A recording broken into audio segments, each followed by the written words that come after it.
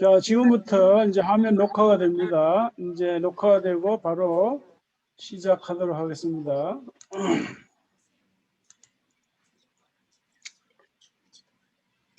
안녕하십니까. 세랑교회 김종태 목사입니다. 우리 다 같이 찬양을 부르시면서 11월 넷째 주일 예배를 하나님께 드리겠습니다. 예수 가장 귀한 그 이름 예수 언제나 기도 들으사 오 예수 나의 손 잡아주시는 가장 귀한 그 이름 예수 찬양하기 원하네 예수 처음과 나중 되시는 오 예수 날 위해 고통당하신 가장 귀한 그 이름 예수 왕의 왕이 되신 주 예수 당신의 끝없는 사랑 오 예수 목소리 높여 찬양해 가장 귀한 그 이름 예수 찬양하기 원하네 예수 처음과 나중 되시는 오 예수 오늘 왜 고통당하신 가장 귀한 그 이름 예수 왕의 왕이 되신 주 예수 당신의 끝없는 사랑 오 예수 목소리 높여 찬양해 가장 귀한 그 이름 예수님 그의 희생 기억할 때 자기 몸 버려 죽으신 주 나 항상 생명 주신 그 은혜를 마음에 새겨 봅니다. 마음에 새겨 봅니다.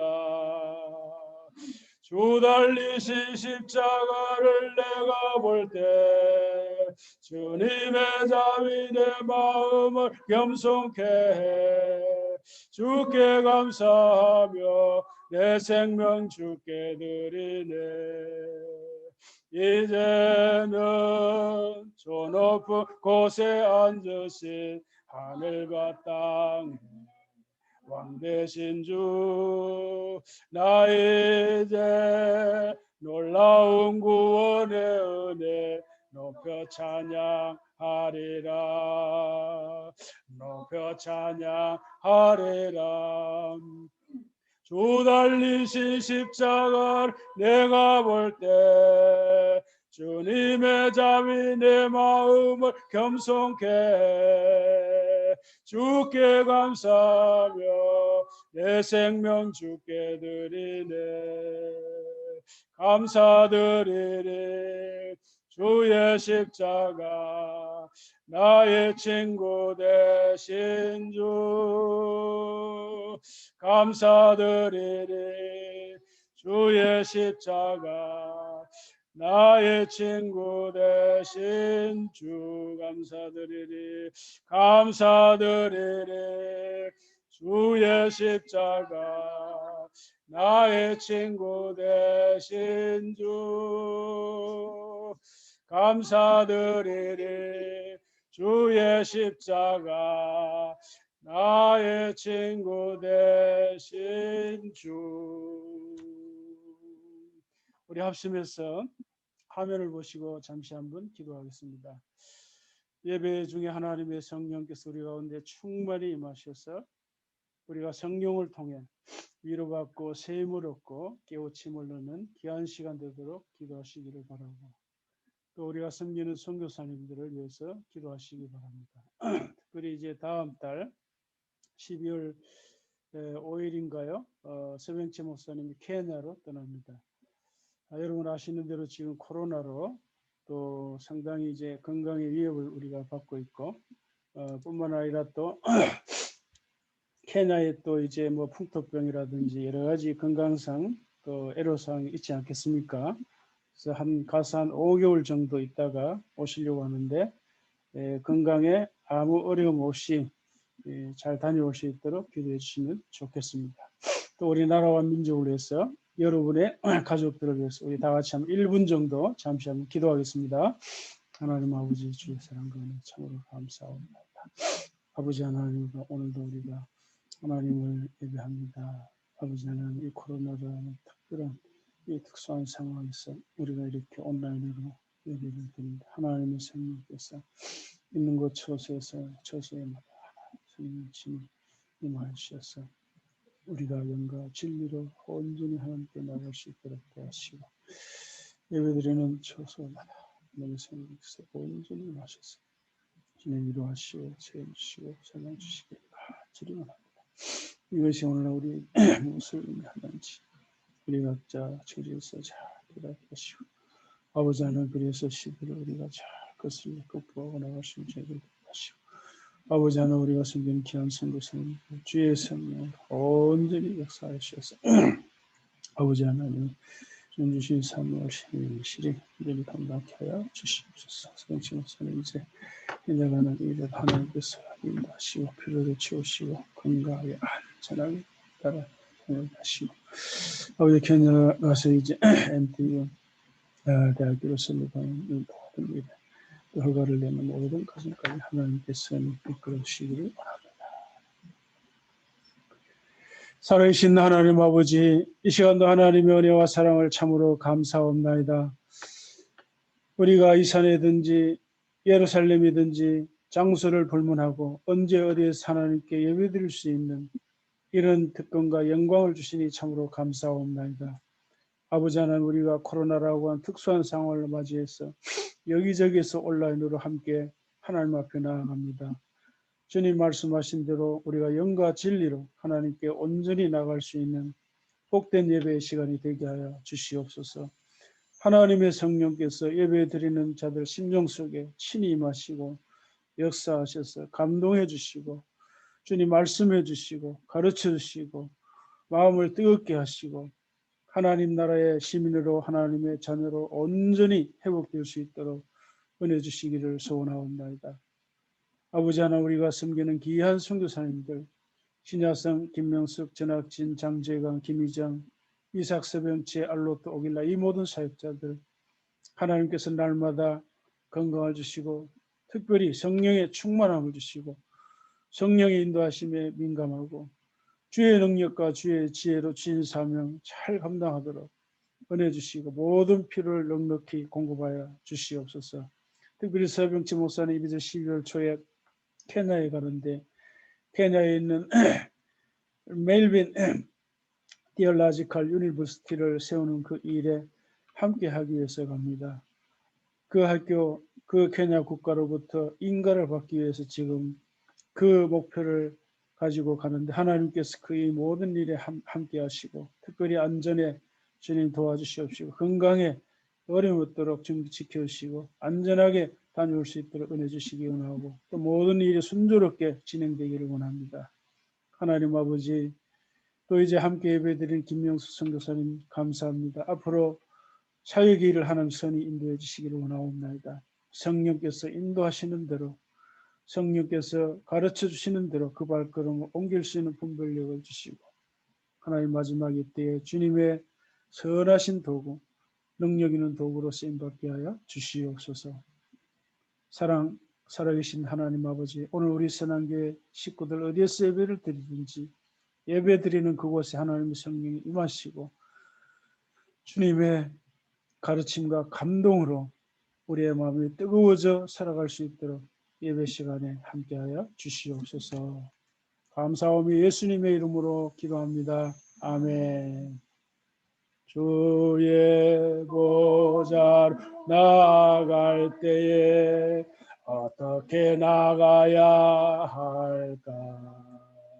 나를 구원한 주의 십자가 그것을 믿으며 가네.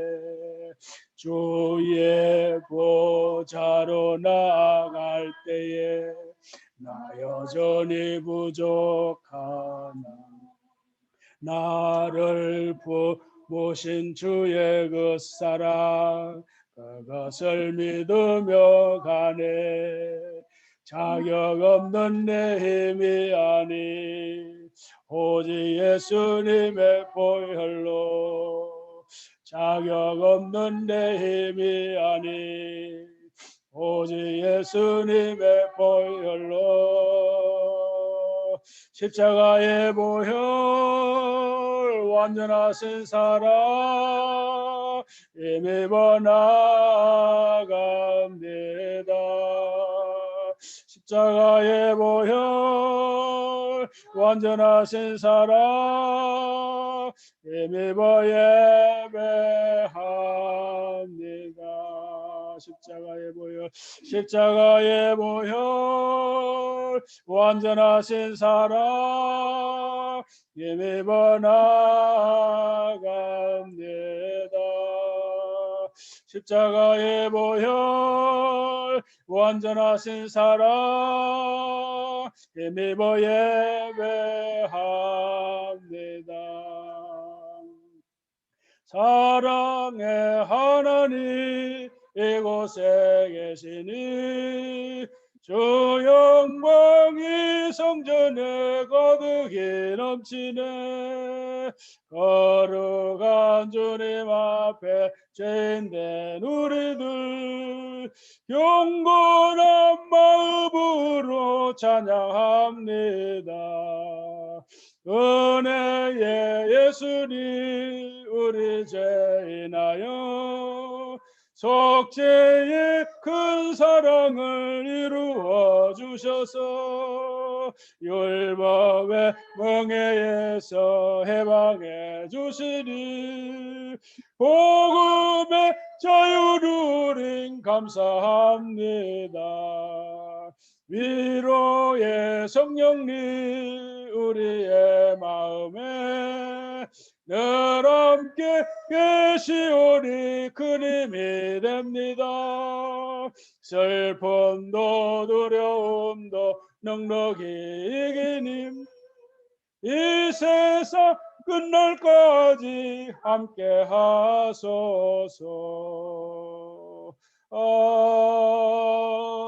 아멘. 모든 왕이 그의 앞에 부복하며 모든 민족이 다 그를 섬기리로다.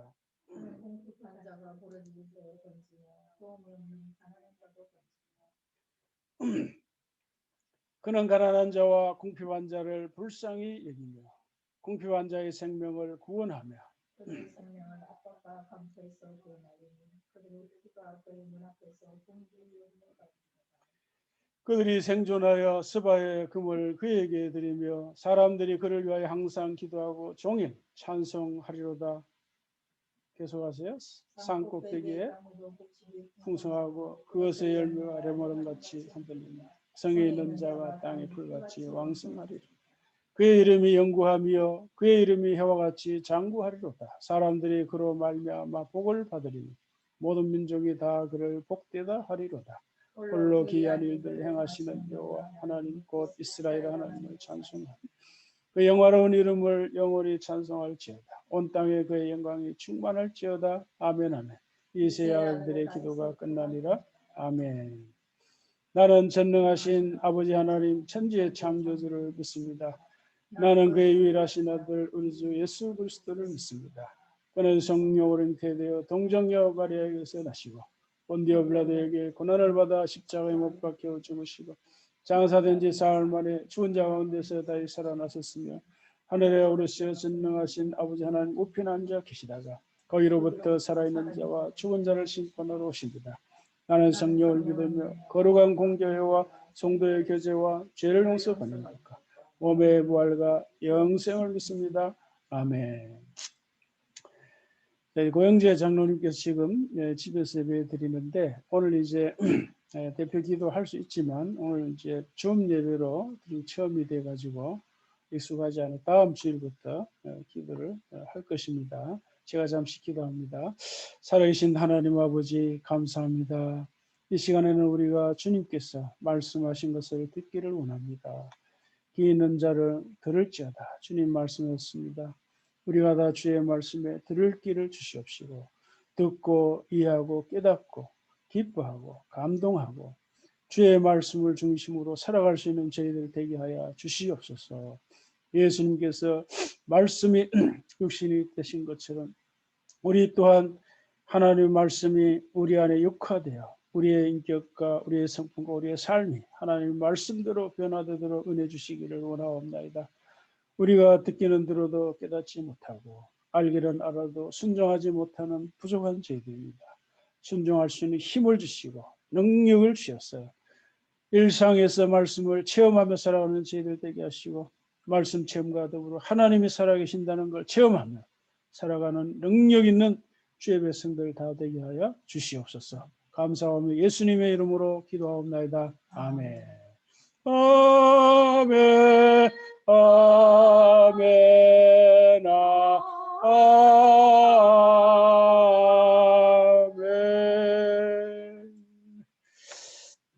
오늘 말씀은 출애굽기 12장 37절 이하입니다. 화면을 보시면서 우리 교독을 하겠습니다. 이스라엘 자손이 라암셋을 떠나서 숫곳에 이르니 여호와의 부엉이 하는 장정이 60만 가량이요 수많은 잡족과 양과 소와 심이 많은 것이 그들과 함께 하였으며 그들이 애굽으로부터 가지고 나온 발교되지 못한 반죽으로 무교병을 구웠으니 이는 그들이 애굽에서 쫓겨나므로 지체할 수 없었음이며 아무 양식도 준비하지 못하였음이었더라. 이스라엘 자손이 애굽에 거주한 지 430년이라.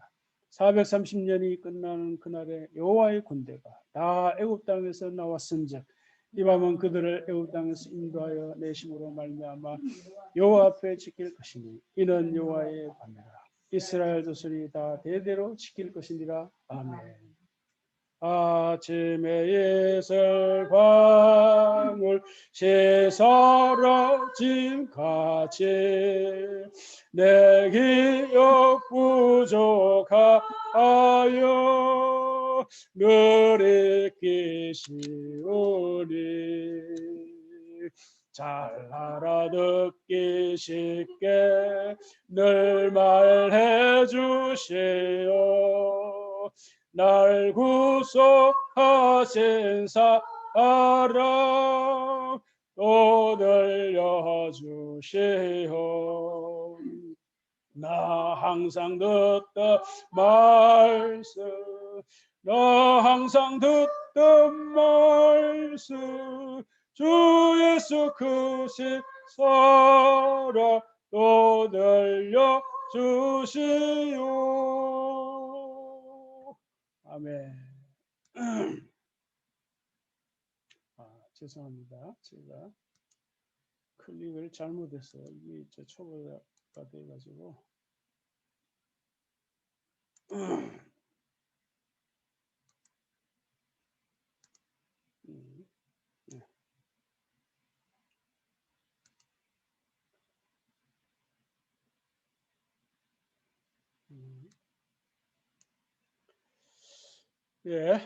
오늘 설교 제목은 자신의 뜻과 계획을 이루어 가시는 하나님. 자, 이런 건데요. 같이 한번 읽어보실까요? 자신의 뜻과 계획을 이루어 가시는 하나님. 사실 우리도 마찬가지죠. 빠르면 중고등학생 때, 늦어도 20, 30대가 되면 나름의 뜻과 계획을 세우고 이제 인생을 살아가죠. 아니면 어떤 사람도 소명을 확인하고 그런 걸 이루기 위해서 매진합니다. 이런 것을 우리가 어쩌면 하나님을 닮아서 그런 거겠죠. 우리가 하나님과 닮은 점이 많지만 차이점도 많은데 그 차이점 중에 하나를 말하면 자, 우리는 우리가 살아가는 그 짧은 인생 동안에 어떤 계획을 세우고 또 이루어가지만 하나님은 아주 거대한 역사적 흐름 속에서 그리 하신다는 겁니다. 다시 말씀드리면 이제 하나님은 이제 아브라함과 같이 그 한 사람의 일생 속에서 자신의 뜻과 계획을 이루어 가시기도 하시지만, 그러나 그 한 사람만이 아니라 동시에 여러 사람을 통해서 자신의 뜻을 이루어 가시고, 또 대를 이어서 여러 세대 혹은 수세기, 수천 년, 수만 년의 세월을 이어가시면서 자신의 뜻을 이루어 가시는데, 정말 이 하나님이 하시는 일은 스케일이 정말 거대한 거죠. 그래서 오늘 이 설교의 전체적인 그림은 이제 그렇게 일하시는 하나님을 우리가 확인하고, 또 거기에서 우리가 메시지를 찾고자 하는 겁니다.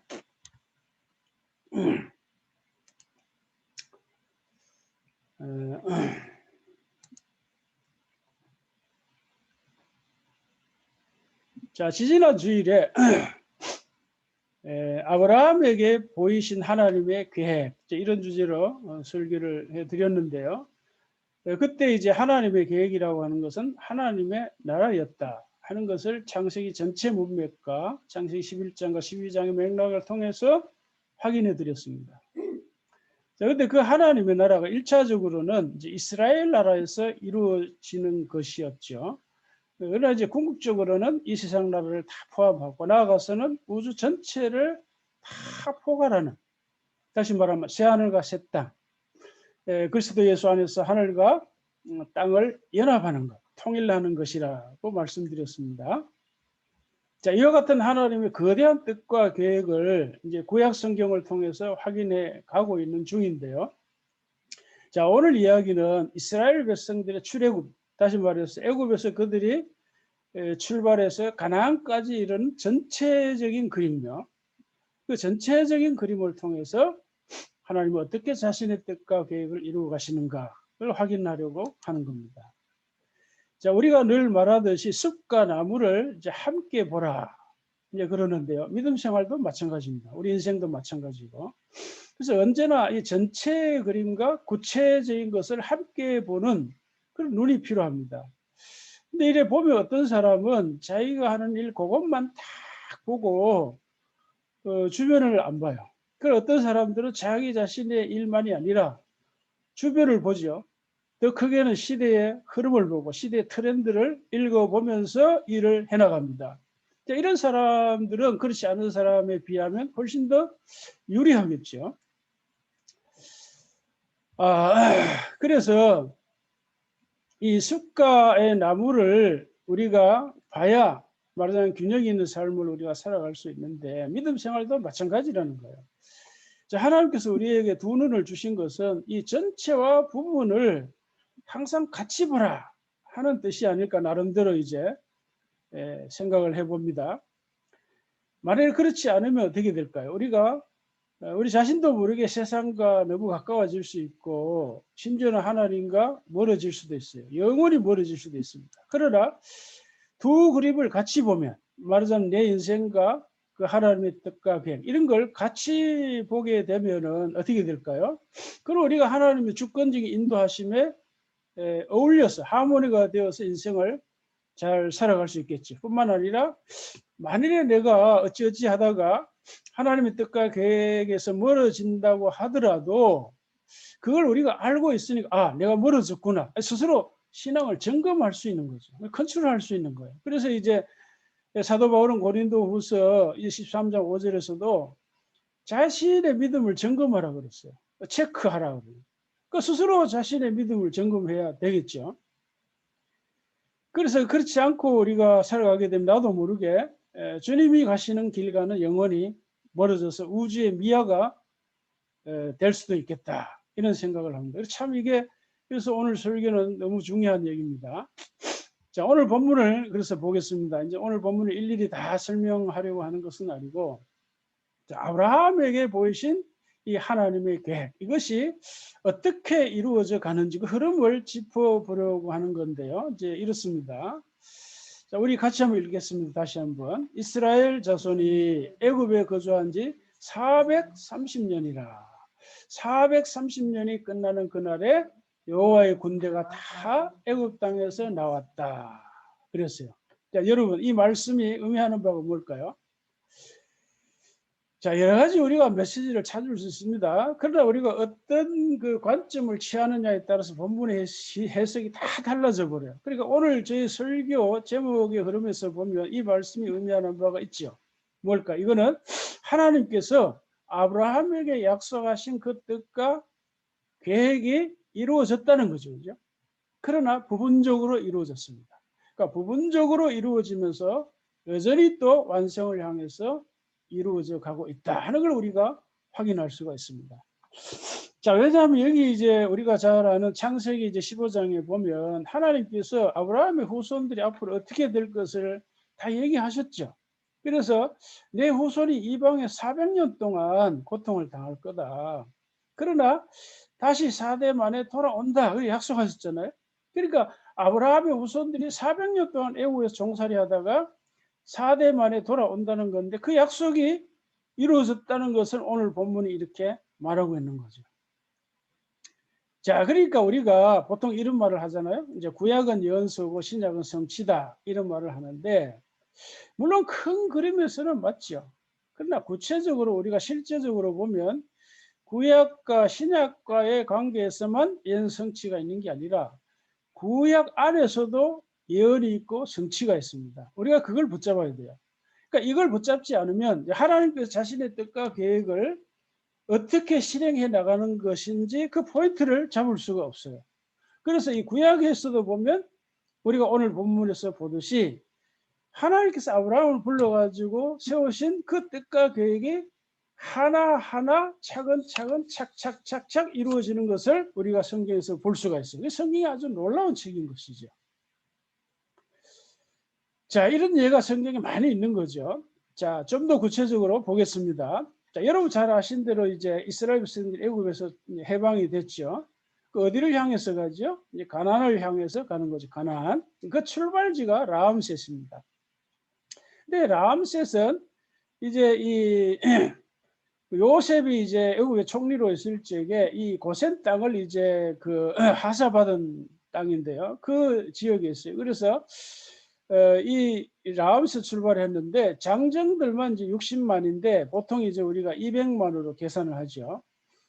자, 장정 외 유아나 뭐 어른들 다 합하면 이제 가족들 이제 이렇게 추산 엄청난 인원이 이제 애굽에서 대탈출을 한 거지 않습니까? 자, 위대한 해방입니다. 자, 지도로 보면 이렇습니다. 라암셋이 이제 여기인데요.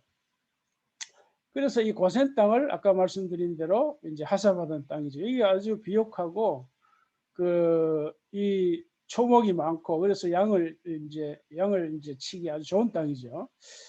자, 그래서 이스라엘 백성들이 애굽에서 노예로 일하면서 건축한 성이 바로 이제 람셋과 비돔 성입니다. 그래서 출애굽기 1장에 이렇게 언급되어 있죠. 그래서 이스라엘 백성이 람셋을 출발해가지고 여러 이제 경유지를 거쳐가지고 가나안 땅에 도착하는데, 자, 이런 큰 그림 속에서 하나님께서 자신의 뜻과 계획을 어떻게 이루어 가시는지 분명하게 확인해 볼 수 있습니다. 자, 그러니까 자, 하나님은 모세를 이제 이스라엘의 지도자로, 그 말은 이스라엘을 애굽에서 이끌어내는 지도자로 이제 세우실 적에 분명한 메시지를 주었어요. 자, 그 메시지가 뭘까요? 이제 시내산에서 이제 만나지 않습니까? 여기서 하나님 모세를 만나서 모세야, 모세야 부릅니다. 내가 여기 있습니다. 근데 그 다음에 바로 하는 말이 나는 내 조상의 하나님이니 아브라함의 하나님, 이삭의 하나님, 야곱의 하나님이라. 자, 여러분 하나님께 자신을 이렇게 밝힌 이유가 뭘까? 그 의미가 뭘까요? 그것은 나는 아브라함에게 한 약속을 지키는 자다. 나는 아브라함을 통해 보여준 그 계획을 성취하러 왔다. 그걸 위해서 너를 부른다. 이런 뜻이지 않습니까? 여러분 그렇게 믿습니까? 아멘. 예. 자, 그래서 이제 하나님은 출애굽기 6장 3절에서 이렇게 말씀하십니다. 같이 한번 읽으실까요? 내가 아브라함과 이삭과 야곱에게 전능의 하나님으로 나타났으나 나의 이름을 여호와로는 그들에게 알리지 아니하였고. 자, 무슨 말이죠? 이 족장들에게는 하나님이 자신을 전능의 하나님으로 알렸지만 그들에게 여호와로는 알리지 않았다. 그럼 이제는 뭐죠? 여호와로 알리겠다 그 말인데 그 말의 의미가 뭘까요?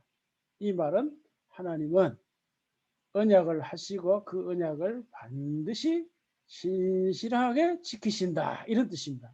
요하라는 말이 그런 뜻이라는 거예요. 자, 그래서 우리 성경에는 수많은 약속이 있는데요, 그 약속을 믿고 따르는 사람은 그 약속을 체험합니다. 그렇지 않습니까, 여러분? 그게 믿음 생활의 본질이고 그게 믿음 생활의 정수입니다. 정수. 그러니까 믿음 생활의 본질에서 떠나 있는 사람이 너무 많아요. 그게 핵심인데. 그래서 바울이 이런 말을 했습니다. 우리 곧 나와 실루아노와 디모데로 말미암아 너희 가운데 전파된 하나님의 아들 예수 그리스도는 예하고 아니라 함이 되지 아니하셨으니 그에게는 예만 되었느니라.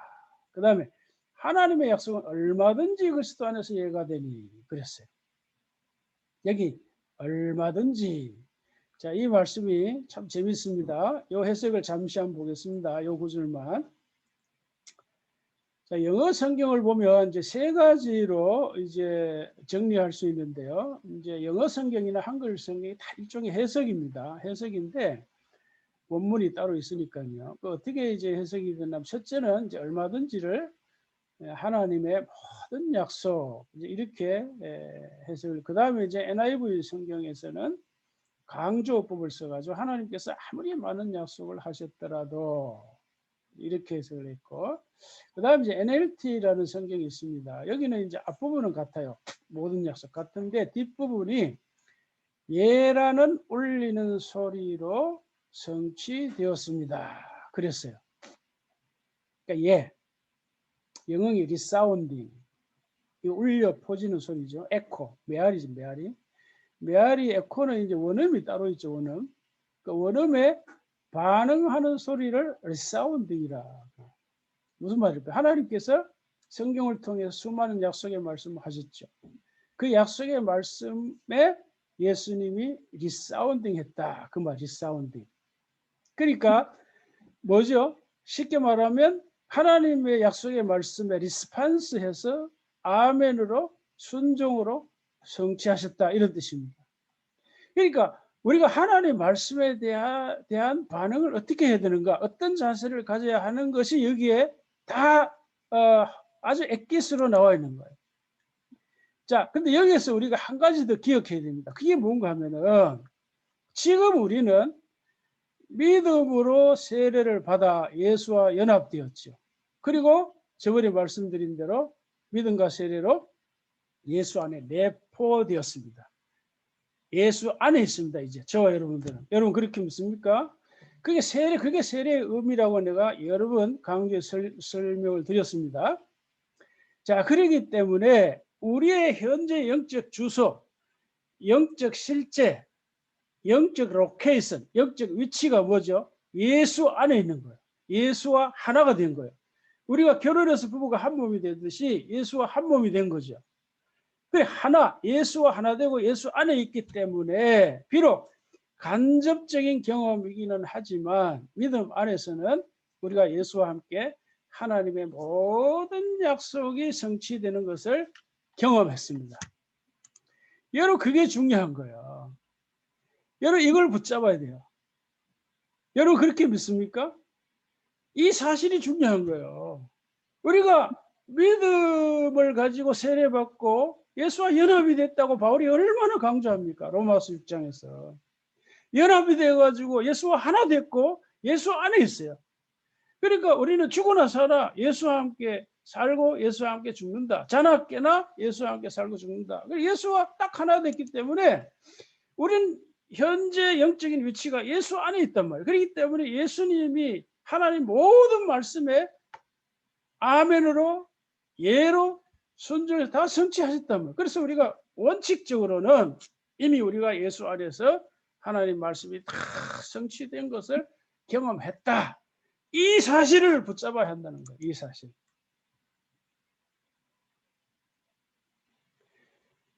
그러면 이제 그 다음에 어떻게 해요? 그러면 이제 우리에게 남은 것이 뭘까요? 예수의 경험이 우리의 실제적인 경험이 되게 하는 거. 그게 믿음 생활이에요.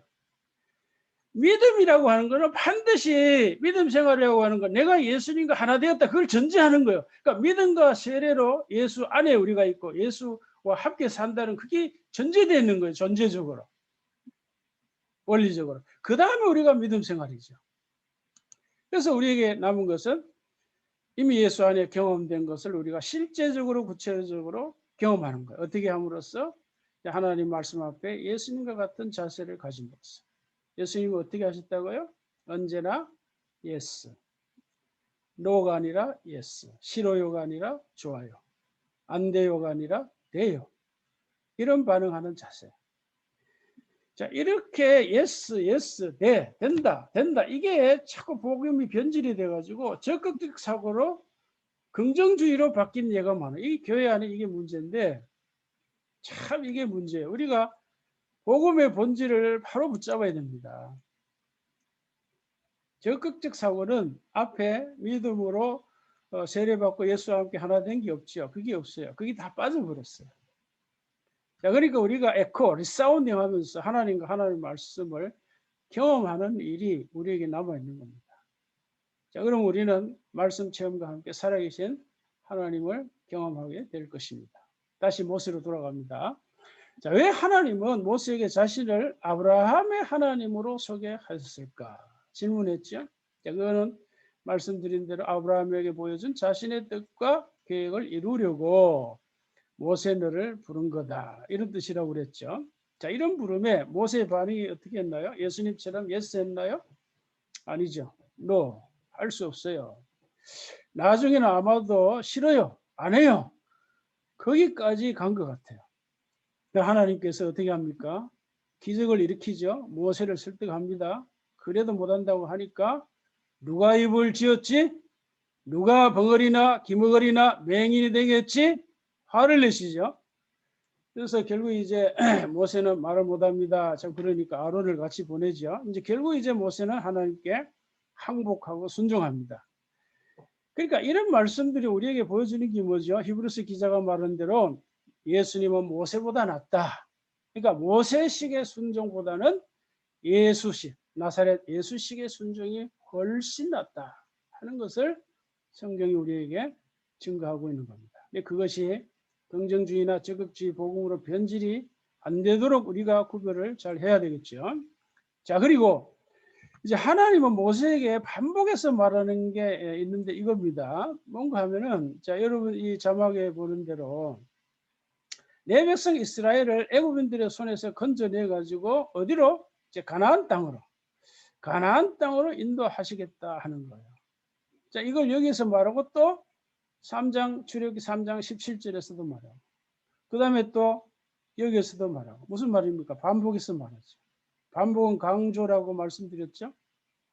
뭘 강조한다고요? 하나님은 아브라함에게 말한 대로 자신의 뜻과 계획을 어디에다 세운다고요? 가나안 땅이다. 가나안 땅이다. 그거는 뭐라고요? 하나님 나라라고 그러죠. 가나안 땅에다 하나님 나라를 세우시겠다 하는 것을 강조하는 거예요. 자, 여러분 우리가 이 성경을 볼 적에 어떤 의미를 알아야 돼요. 우리가 개인적으로 대화를 할 적에도 저 사람의 마음속에 뭘 원하는가 의미를 캐치해야 되잖아요. 그러니까 귀에 들리는 소리로만 들으면 상대방의 마음으로 하는 말을 못 듣는 거예요. 우리가 성경을 해석할 때도 마찬가지죠. 자, 하나님이 내가 이스라엘 백성을 애굽에서 가나안으로 인도하겠다. 그 의미가 뭐라고요? 가나안 땅에다 자신의 뜻과 계획을 성취하겠다. 하나님 나라를 세우겠다. 이런 건데 이게 신약으로 넘어오면 가나안 땅이 어딜까요? 이 세상 나라라 그랬죠. 대한민국입니다. 좁게 가까이로는 내가 살아가는 삶의 자리, 가정, 삶의 영역입니다. 그러니까 내가 살아가는 삶의 영역에서 우리가 하나님 나라를 건설하고 이루는 것이 아니라 저번에 말씀드렸죠. 하나님 나라 건설하고 이루는 것은 예수님만이 할 수 있습니다. 우리는 뭐죠? 하나님 나라의 시민이 이미 되었으니까 하나님 나라의 시민으로서 하나님 나라의 증인의 삶을 살아요. 그 증인이 뭔가 하면은 하나님 나라의 문화를 꼽혀야 돼요. 하나님 나라의 문화라는 것은 첫째 중요한 것이 말입니다. 말, 자세 이런 거. 그러니까 그런 걸 성경에서 얼마나 많이 가르쳐요. 그런데 많은 경우 가나안 땅 하면 천당을 생각합니다. 알죠? 많은 신자들이 오해를 합니다. 그게 아닙니다. 큰 오해입니다. 가나안 땅은 하나님 나라를 의미합니다. 근데 그 하나님 나라는 천당이 아니라 이 세상에 세우시려는 하나님의 나라입니다. 하나님의 나라는 눈에 보이는 이 세상과 눈에 보이지 않는 하늘의 세계를 다 포괄한다 그랬죠. 그런데 성경에서 말하는 하나님의 나라는 1차적으로 이 땅, 지구, here and now 여기에서 세워지는 하나님 나라. 그래서 예수님께서 메시아로서 공생의 사역할 적에 첫 마디, 첫 일성이 뭐죠? 회개하라. 하나님 나라가 이 땅에 가까이 왔다. 선언을 하셨고 또 여러 가지 기적, 하나님의 성령으로 기적을 기실을 차내고 수많은 기적을 통해서 하나님 나라가 이 땅에 실현되었다. 지금도 실현되어 가고 있다는 것을 증거해 보이셨어요. 증거해. 그리고 우리에게 주기도문으로 가르치셨죠. 당신의 나라, 다이 킹덤이 이루어지기를 기도하라. 뜻이 하늘에서 이루어진 것처럼 땅에서도 이루어지기를 기도하라. 그래서 너희는 먼저 그의 나라와 그의 의를 구하라. 그리하면 이 모든 걸 더하시리라. 그게 다 뭐죠? 하나님께서 이 땅 여기에서 우리가 살아가는 삶의 그 영역에서 하나님 나라를 세우시려는 하나님 뜻이고 우리 하나님 나라의 문화를 꽃피워 가야 한다는 것이죠. 그러니까 자 하나님께서 모세에게 자 이 백성을 가나안에 인도해 드리겠다 하는 것은 뭐라고요? 자, 오늘날로 말하면 이 땅에 이 세상 나라에 우리가 살아가는 삶의 자리에 하나님 나라를 세우시겠다라는 뜻으로 해석할 줄 알아야 됩니다. 천당이 아닙니다. 천당. 예. 자, 그 다음에 붙잡아야 할 메시지는 이겁니다. 일단 이제 믿음으로 출발한 사람은 돌이킬 수 없다. 이런 메시지입니다. 자, 여기 전체 그림을 생각해 보시기 바랍니다. 자, 이스라엘 백성들이 애굽에서 나와가지고 가나안까지 가는데요. 아주 중요한 세 가지 지점이 있습니다. 첫째는 홍해를 건너는 것. 둘째는 시내산에서 하나님을 만나고 세 번째는 요단강을 건너는 일입니다. 아시는 대로 여러분 홍해는 하나님의 특별한 능력과 기적으로 건넜죠. 이 기적이 주는 메시지가 있습니다. 그것도 우리가 마음대로 해석하면 안 되죠. 성경이 다 해석을 해놓았는데 자 애굽을 떠나 바다를 건넌 이스라엘 백성들은 다시는 애굽으로 돌아갈 수 없다 하는 것이 첫 번째 중요한 메시지입니다. 왜 돌아갈 수 없을까요?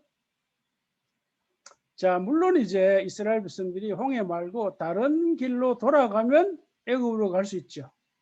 그러나 제가 지금 말하려고 하는 거는 그런 게 아니잖아요. 그러니까 이스라엘 백성들이 특별한 하나님의 기적으로 걷는 거예요. 그러니까 기적의 의미를 지금 말하는 거예요. 그러니까 우리가 애굽으로 돌아가려면 어떻게 해요? 이스라엘 백성들이 애굽으로 돌아가면 다시 하나님이 홍해를 갈라줘야죠. 하나님 그렇게 하시겠어요? 여러분이라면 그렇게 하시겠어요? 하나님은 그렇게 하시지 않죠. 세상으로 돌아가도록 타락하도록 자리를 깔아줄까요? 절대 그런 일은 없습니다. 하나님 그런 분이 아닙니다. 자 그런데요 홍해를 걷는 걸 두고 바울은 어떻게 해석합니까? 이제 세례를 받은 거다 그랬어요. 세례. 그리고 그 다음에 신령한 음식을 먹었다. 신령한 음료를 마셨다. 반석은 예수다. 이렇게 해석을 했죠. 자 그러니까 이 모든 걸 종합을 하면 신약 성경식으로 말하면 이런 뜻입니다. 우리가 예수님을 믿고 세례받고 성령으로 거듭나서 하나님의 자녀가 되었다. 하나님 나라의 시민이 되었다. 이거 이런 뜻이에요. 자 이렇게 한번 진실하게 거듭나면 다시는 세상으로 돌아갈 수 없다. 이런 메시지입니다. 자, 우리는 모두 이렇게 하나님의 사랑의 포로가 되어서 하나님이 이끄시는 그 하나님 나라 아버지의 품으로만 방향이 잡혀서 가게 되어 있습니다. 우리가 뒤로 돌아 세상 나라와 아무리 가까워져 봐야 우리만 손해날 뿐입니다. 되지 않습니다. 예수님이 바울에게 말씀하신 것처럼 세상과 가까워질수록 소가 뒷다리로 가시채를 차는 것과 같다. 다시 말하면 우리가 하나님의 뜻과 계획에 따라 살아가는 것이 싫다. 내 마음대로 살겠다. 아무리 뻗대봐야 자기만 손해라는 거예요. 그러니 차라리 뭐죠? 이게 하나님의 뜻이라면 차라리 하나님의 거대한 인도하심을 바라보고 그 하나님의 뜻과 계획에 따라 거기에 어울려 살아가는 것이 지혜롭지 않을까요? 지혜라는 게 뭐예요? 지혜라는 게 바로 그런 거야. 그 하나님의 거대하신 인도하심을 분별하고 그 뜻에 맞게 그 방향에 맞게 말하고 직장생활하고 사업하고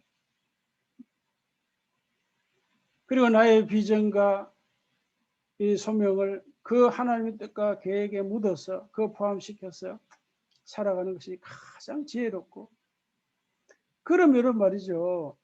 우리 자동차를 타고 가는 것 같아요. 내 힘으로 어디 가는 게 아니라 하나님의 능력과 은혜에 얹혀서 가는 것이죠. 어차피 우리가 사랑의 프로가 되는데. 아멘. 예, 믿으시기 바랍니다. 자, 그 다음에 시인의 산에서 만남인데 여기 중요한 것은 대표자 모세에게 율법을 주셨다는 거예요. 자, 이거는 이제 아브라함에게 주신 언약을 약속을 갱신한다는 건데 이거는 다음 주에 말씀드릴 겁니다. 다윗 언약과 관련해서 자세하게 전하게 될 겁니다. 이제 마지막으로 요단강을 건너는 일인데요. 이건 홍해를 건너는 성격과 다릅니다. 다른 메시지를 가지고 있어요.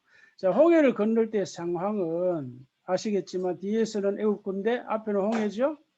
그 좌우는 광야입니다. 사막입니다. 말 그대로 진퇴양난이죠. 좌우 사방이 다 막혔습니다. 하나님 기적밖에 없죠. 그래서 하나님의 주권적인 은혜로 그들이 홍해를 건넙니다. 그런데 그 은혜를 하나의 주권적 역사를 경험하려면 우리에게 뭐가 필요할까요? 믿음이 필요합니다. 믿음. 그렇다고 우리의 믿음이 공로가 되는 건 아니죠. 그냥 인격적인 반응으로서의 믿음입니다. 신뢰. 누가 선물을 받으면 손을 내미는 것 같아요. 그 손을 내미는 게 무슨 공로가 됩니까? 그러니까 인격적인 반응으로서의 믿음인데, 자, 다시 말하면 홍해가 갈라진 것은 하나님의 전적인 능력이요 은혜입니다. 근데 갈라진 홍해를 건너는 것은 우리의 믿음입니다. 그래서 히브리서 11장 9절에 뭐라 그랬어요? 애국민들은 이것을 시험하다가 빠져 죽었다. 시험하는 게 믿음이 아니죠, 그죠? 마귀가 예수님을 시험할지 예수님 물리쳤죠. 하나님을 시험하지 말라. 그건 믿음이 아니에요. 그러니까 사실은 이스라엘 백성들이 홍해를 걷는 것은 믿음으로 걷는 거예요. 하나님의 기적만 생각하면 안 됩니다. 그래서 믿음으로 세례를 받았다고 바울이 해석을 했잖아요. 자, 다시 말해서 예수님께 십자가에 죽으시고 부활하심으로 홍해를 갈라놓으신 것처럼 왜 홍해를 갈라놓았다 그래요? 자, 홍해를 갈라놓아서 이스라엘 백성들이 애굽에서 궁극적인 목표 어디죠? 가나안으로 가는 거잖아요. 그러니까 우리가 이 예수님을 믿고 세례를 받은 것은 홍해를 통과하는 것과 같아요. 갈라진 홍해. 그래서 예수님께 십자가 죽으시고 부활하시고 구원의 길을 이루신 것은 하나님 아버지께로 가는 길을 열어놓은 거예요.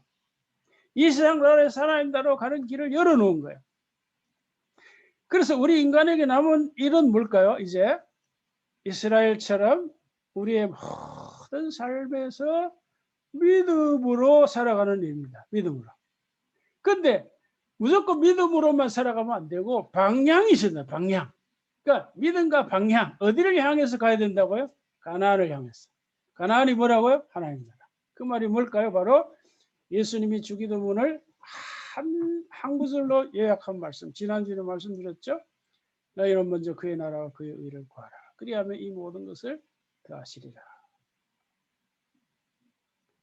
그 방향, 구하는 거, 이게 바로 목표와 관련된 거라 그랬어요. 목표. 자, 그러니까 우리가 뭐 자동차 사는 거, 집 사는 거 목표 세울 수 있어요. 그러나 그거는 1차 목표라 그랬죠. 궁극적인 목적은 아니라 그렇죠. ultimate goal이 아닙니다. 궁극적인 목표는 우리는 하나님 나라와 그의 의를 구하는 거예요. 그렇기 때문에 1차 목표는 이 궁극 목표에 수단적 가치가 있는 거죠. 수단이지 그 자체가 목적이 아니죠. 그 세상 사람은 그 자체가 목적이에요. 돈을 많이 벌었어? 지위를 얻어서 좋은 차를 샀어, 좋은 집을 샀어. 그래서 어쨌다는 거예요. 세상은 답이 없습니다. 그러나 우리는 그거는 수단이다. 자, 그래서 우리가 홍해를 건너는 사건이 우리에게 주는 메시지는 신약으로 말하면 자, 오직 믿음으로 건넌다는 거야. 그러니까 믿음으로 하나님의 자녀가 되고 믿음으로 흑암의 권세 하나님 나라의 시민으로 옮겨진다. 이런 메시지. 이게 홍해 메시지고 그러나 요단강을 건너는 것은 홍해를 건너는 것과 성격이 다르다. 근데 어떻게 다를까? 자, 요단강을 건널 때 여러분 맨 앞에 뭐가 앞서간다 그랬어요? 여기 주의 언약궤입니다. 온 땅에 주의 언약궤가 너희 앞에서 요단을 건넌다. 자, 주의 언약궤가 너희 앞에서 간다. 근데 주의 언약궤는 물론 이제 1차적으로 하나님 자신을 의미하지만 구체적으로는 하나님 말씀을 의미합니다. 율법. 왜요? 언약궤 안에 율법이 있으니까 이걸 이제 놓치면 안 됩니다. 특히 이제 언약궤라고 표현한 이유는 뭘까요? 언약, 약속이잖아요. 하나님은 자신의 뜻과 계획을 약속하시고 반드시 이루신다. 이런 뜻이 언약궤에 있는 거예요. 자, 그래서 앞서 보았던 이 말씀과 연결해야 됩니다. 이제 바울이 말한 거죠. 여기 보면 예수님의 하나님의 약속의 말씀이 아무리 많아도 얼마든지 그 모든 말씀이 전부 예로, 예스로 리사운딩했다. 쉽게 말하면 순종했다 이 말인데요. 그래서 주의 언약궤라는 것은 바로 이걸 상징합니다. 이걸. 자, 그래서 하나님의 모든 말씀을 다 성취하신 우리 주 예수님이 우리들의 인생과 삶에 앞장서 가셨다는 거예요. 이 사건이 우리에게 그걸 보여주는 거예요. 그래서 베드로가 뭐라 그랬어요? 베드로서 2장 21절 예수님 우리에게 본을 끼쳤다. 그 자취를 따라오게 하셨다. 그 말이 그거예요.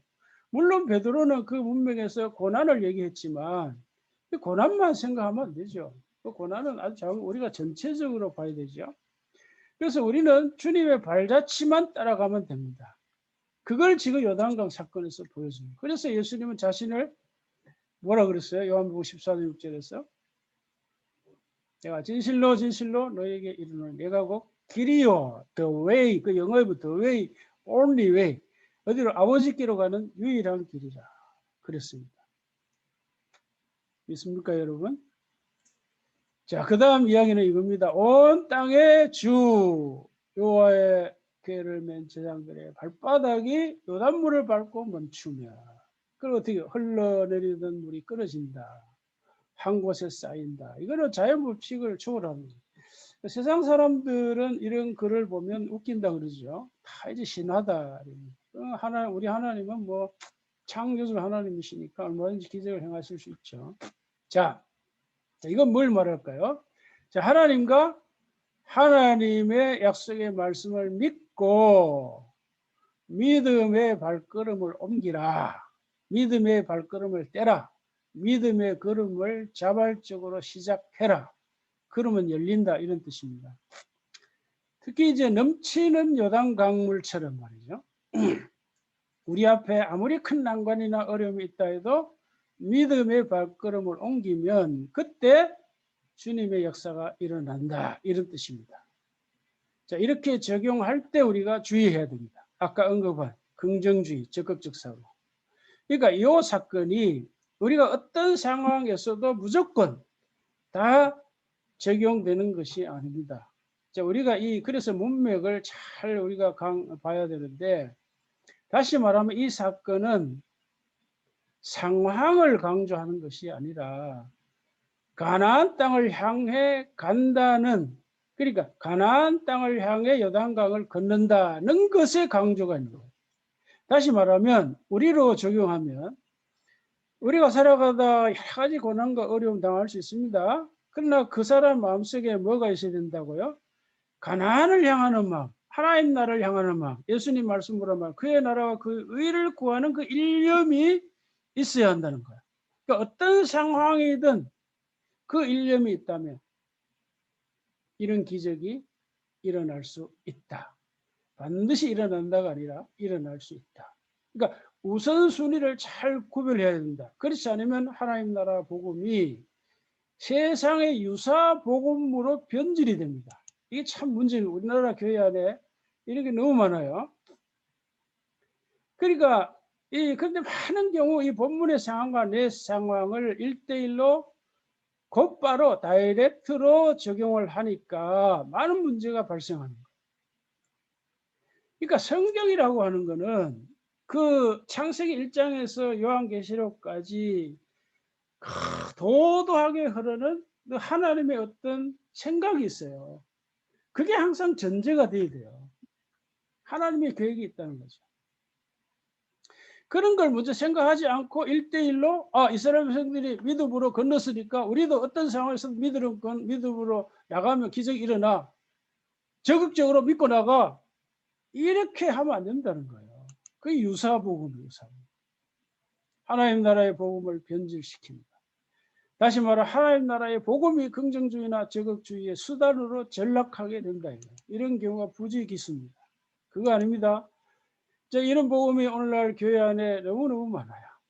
그래서 제가 오늘 설교에 큰 그림을 보라 하는 것이 바로 그런 뜻입니다.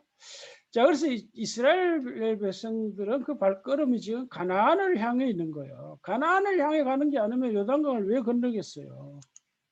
그래서 우리가 숲과 동시에 나무를 봐야 된다. 나무와 동시에 숲을 봐야 한다. 그러나 숲을 먼저 보고 나의 현실, 나의 상황이라는 나무를 보라. 이런 메시지입니다. 그리고 지난주에 전해드린 의식주라는 나무, 하나님의 나라라고 하는 숲, 이걸 같이 봐야 한다. 이런 뜻입니다. 특히 이제 곡식을 거둘 때는 요단강이 범람했다. 넘쳐 흘렀다 그랬어요. 자, 그러니까 이걸 우리에게 적용하면 지금 코로나와 같은 상황이라고 생각할 수 있죠. 우리가 말씀을 적용을 해야 되니까. 그러나 이제 하나님 나라와 하나님의 의를 목표로 삼고 믿음의 발걸음을 옮겼을 적에 위에서 흘러내리던 물이 그친다. 물이 한 곳에 쌓인다. 연매로 흘러가던 물은 온전히 끊어진다. 이런 뜻이에요. 다시 말하면 코로나를 극복할 수 있죠. 그러나 이걸 앞서 말씀드린 대로 잘못 적용하면 복음이 변질이 된다는 거예요. 왜곡. 물론 저는 긍정주의나 적극주의 그 자체를 비판하는 거 아니에요. 제가 오해하면 안 돼요. 그런 생각하는 거 좋죠. 그러나 우리가 이렇게 살아갈 적에 이런 기적이 일어나지 않을 수도 있기 때문에 성경은. 그래서 초대교회 신자들이 그 순교당했잖아요. 그 결과가 이제 이 세상 사람들하고 비교하면 비참하잖아요. 그게 무슨 축복입니까? 세상 기준으로 보면.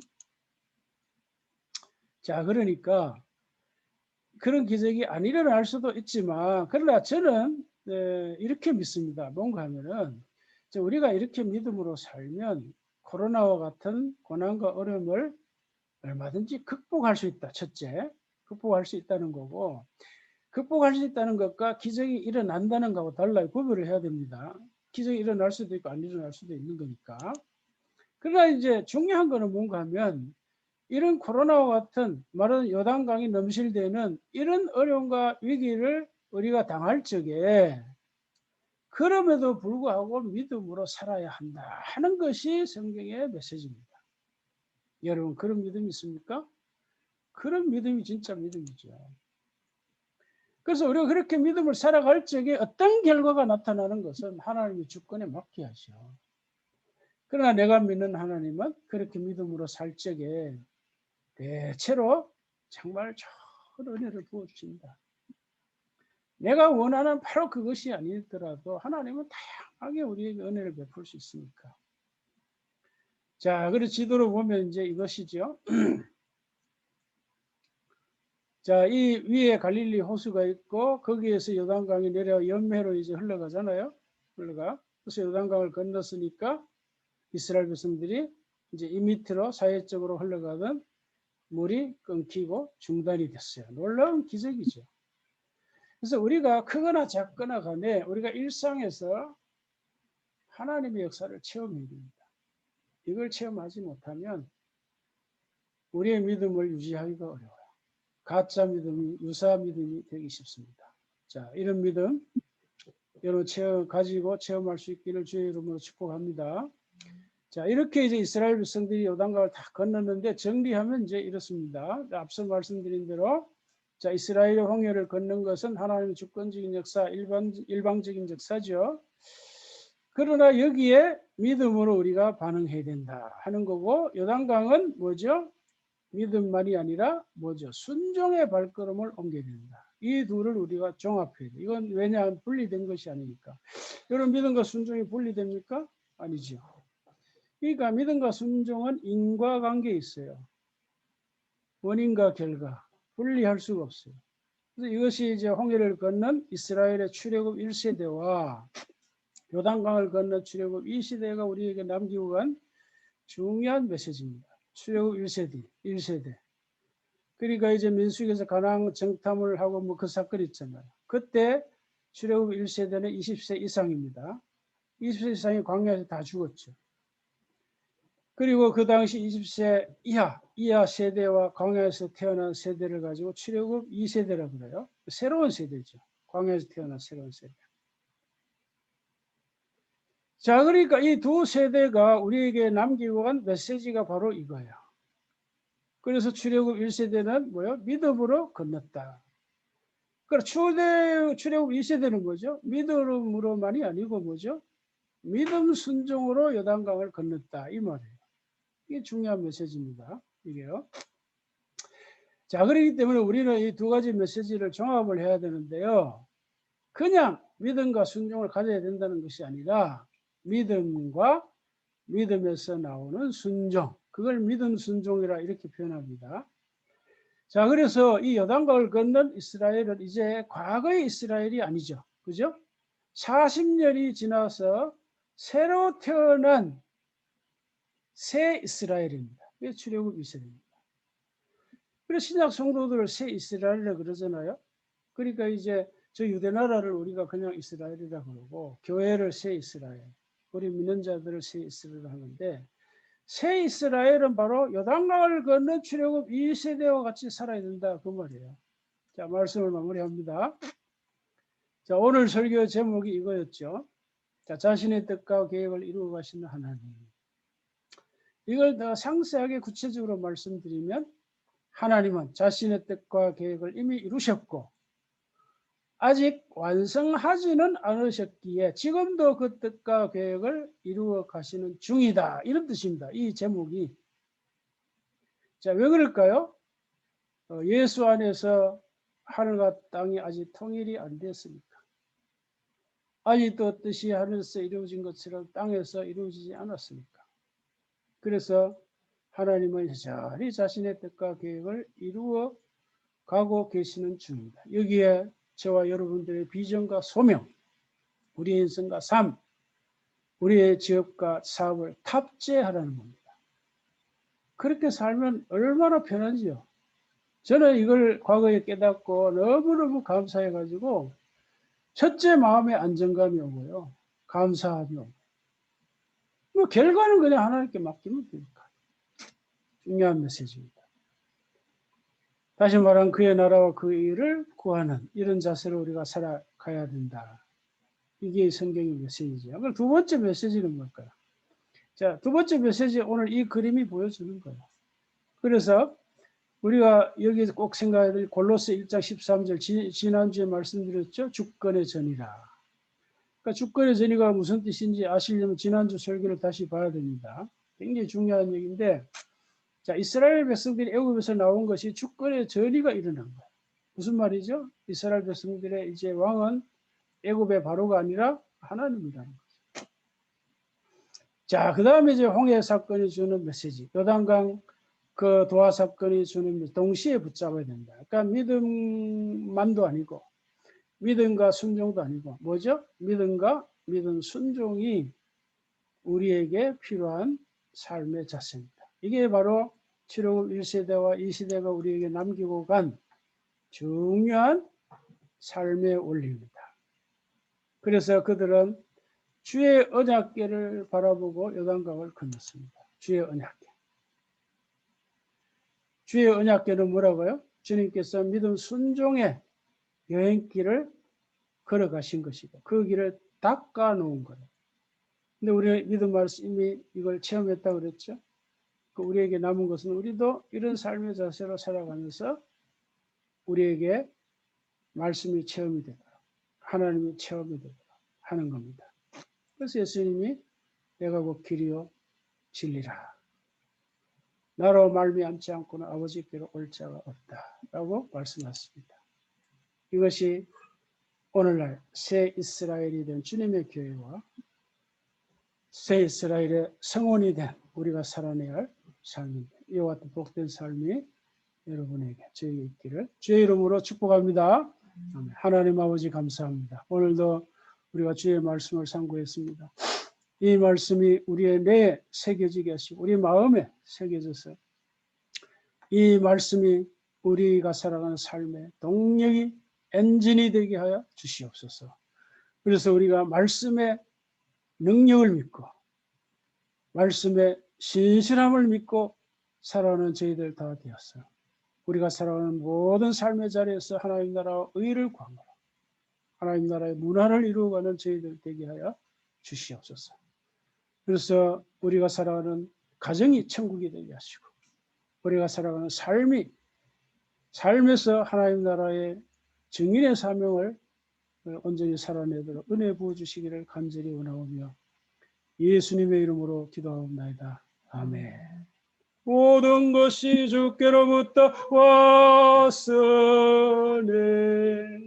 이 예물을 주께 드리나이다. 아멘. 하나님 아버지 감사합니다. 오늘도 우리가 함께 예배를 드리면서 귀한 예물을 주님께 드립니다. 우리가 가진 모든 것이 주께로부터 왔음을 믿습니다. 우리의 생명도 우리의 몸도 주께로부터 왔고 우리가 받은 구원도 하나님 아버지의 자녀라는 신분과 하나님 나라의 신민이라는 신분도 다 하나님 주신 것이고 우리가 지금 입고 먹고 자고 하는 것 다 하나님이 주신 은혜인 줄로 믿습니다. 감사합니다. 감사합니다. 하나님 주신 것을 우리가 감사함으로 다시 돌려드립니다. 우리가 한 달 동안 열심히 일하고 일주일 동안 열심히 땀 흘려 일한 이 수학을 주님 앞에 드려오니 주님 친히 받으시고 바치는 손길마다 축복하시네. 건강의 복을 주시기 원합니다. 마음 평강의 복을 주시기 원합니다. 직장과 사업에 물질의 복을 주시고 성질의 복을 주시옵소서. 우리가 주님의 선하신 일에 힘써 사용할 수 있는 물질이 되게 하여 주시옵소서. 감사하며 예수님의 이름으로 기도하옵나이다. 아멘.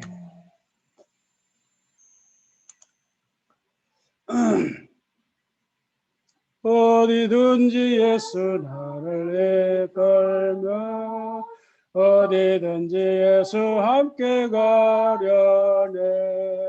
예수 함께 아니 가면 나갔고 어디든지 예수 함께 가려네. 예수를 가든지 겁낼 것 없네. 어디든지 예수 함께 가려네. 세상 친구 모두 나를 떠나도 주와 동행하면 외로워겠네. 가는 길이 위태하고 험해도 어디든지 예수 함께 가려네. 어디를 가든지 겁낼 것 없네. 어디든지 예수 함께 가려네. 어디든지 나를 해워 살 때도 주가 함께 계신 믿고 자려네. 죽은 후에 천국에서 깨어나 예수 함께 길이 살리라. 어디를 가든지 겁낼 것 없네. 어디든지 예수 함께 가려네. 이제는 예수 그리스도의 은혜와 하나님 아버지의 영원하신 사랑과 성령님의 감화 감동 충만하시니 그 나라와 그의 의를 구하며 살아가기를 원하는 주의 모든 성도들이 이제로부터 영원히 함께 있기를 주님의 이름으로 축원하옵나이다. 아멘. 반갑습니다, 여러분. 예, 예배 함께 해주셔서 너무 감사합니다. 여러분 한번 인사 한마디 하실까요? 여기 이제 우리 형님이 같이 이제 예배를 드렸는데 한번 인사 말씀하실래요? 예. 들리나? 크게 한번 얘기해 보세요. 크게 얘기해 보세요. 네. 다시 잘못. 이게 참 처음 해가지고 잘 안 들리는 말이 잘 안 들려. 자, 우리 이제 건사님 보입니다. 건사님 한번 얘기해 보세요. 예, 건사님. 허금의 건사님. 예, 잘 안 들리네. 이게 지금 내가 오늘 처음 해가지고 건사님 나왔어? 서툴어요, 서툴어. 허 건사님 반가워요. 네, 목사님 예배 잘 드렸습니다. 예, 감사하네요. 들립니다. 예. 예. 루아가 애기 루아 소리 들리네. 루아가 어찌시 그렇게 하듯이. 반갑습니다. 예. 아니 저기 목사님도 오셨네요. 예, 우리 목사님은 우리 형님 목사님은 조카 집에서 예배 드립니다. 저기 어디라 거기가 과천인가 그 넘어. 예. 아들 집에서 예배 예, 드리십니다. 예. 자, 우리 서명채 목사님 얘기해 보세요. 서명채 목사님 안 들리네. 예, 내가 이거 이제 서툴어 가지고 이제 참 잘 안 돼. 오늘 이걸로 일단 마치겠습니다. 감사합니다. 네, 안녕히 계십시오. 예. 예. 나왔네. 나왔네. 아이고 참. 목사님.